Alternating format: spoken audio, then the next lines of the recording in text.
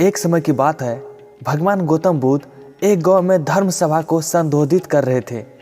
लोग अपनी अलग अलग परेशानियों को लेकर उनके पास जाते और उसका हल लेकर खुशी खुशी वहां से लौटते।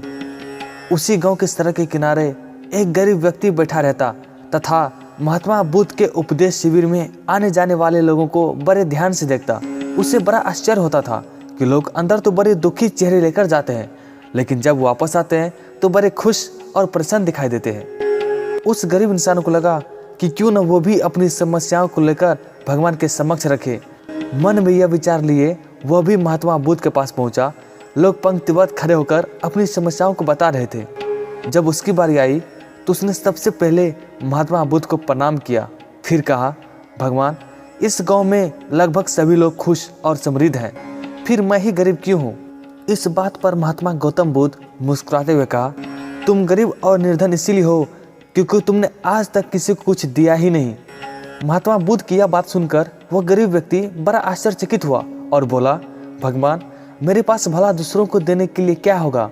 मेरा तो खुद का गुजारा बहुत मुश्किल से हो पाता है।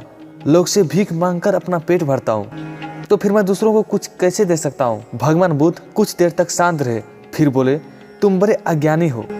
औरों के साथ बांटने के लिए ईश्वर ने तुम्हें बहुत कुछ दिया है, मुस्कुराहट दी है जिससे तुम लोगों को आशा का संचार कर सकते हो, मुख दिया है ताकि लोगों से दो मीठी शब्द बोल सकते हो, उनकी प्रशंसा कर सकते हो, दो हाथ दिए हैं, लोगों की मदद कर सकते हो।